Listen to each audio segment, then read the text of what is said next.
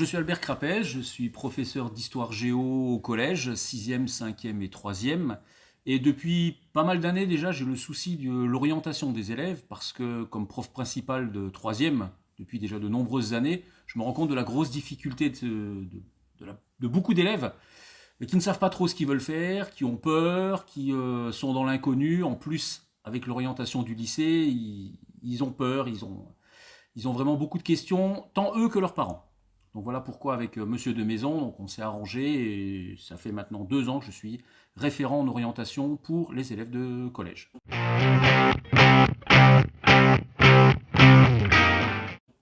Alors d'abord, c'est des entretiens individuels, c'est des rencontres avec eux pour voir s'ils ont déjà un projet, s'ils ont des questions, des choix. Alors pour certains, c'est bien parce qu'ils ont déjà un projet bien ficelé. Alors après, il faut trouver les bonnes écoles, il faut trouver les bonnes filières.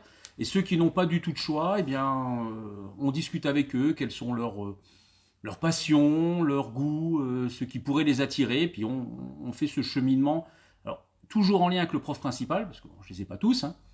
Et surtout, la première étape, c'est déjà d'apprendre à connaître les élèves.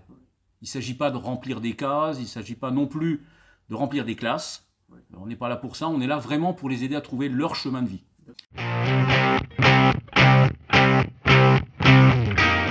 Oui, tout à fait. Déjà au collège, donc on le commence depuis la 6e, puisque j'ai déjà eu à intervenir. Les profs principaux, on se soucie.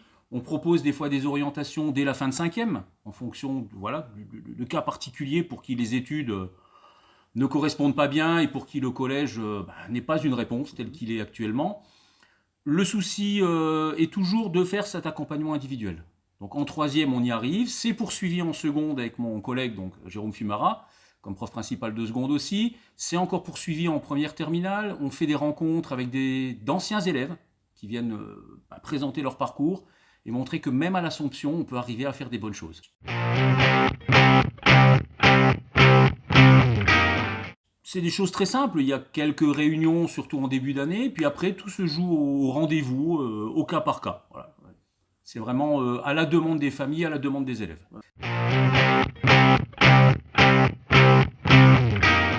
Il est compliqué à réfléchir parce que beaucoup d'élèves arrivent en 3e et ils n'ont encore aucune idée. C'est pour eux que c'est le plus compliqué. Pour les autres, je veux dire, bon, il suffit de trouver une filière, un établissement.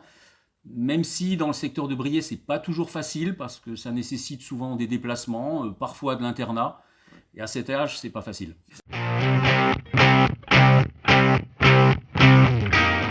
C'était très compliqué en quelques mots. Je dirais simplement, c'est répondre à une passion, éveiller une passion, quand c'est possible, et vraiment les aider à trouver quelque chose, une voie où ils pourront s'épanouir.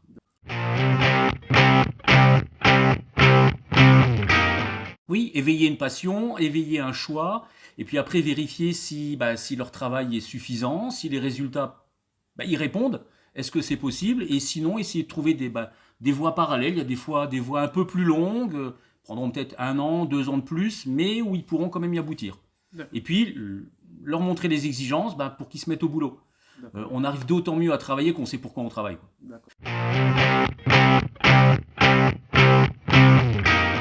On pourrait aussi dire une chose importante, c'est leur montrer les différents cursus, les différentes filières qui existent avec leurs exigences. Il ne s'agit pas de les tromper sur la marchandise, il ne s'agit pas de leur dire vas-y et puis casse-toi la figure, parce que non, c'est pas du tout ça. C'est une orientation, elle se mérite aussi. D'accord, ok. Voilà.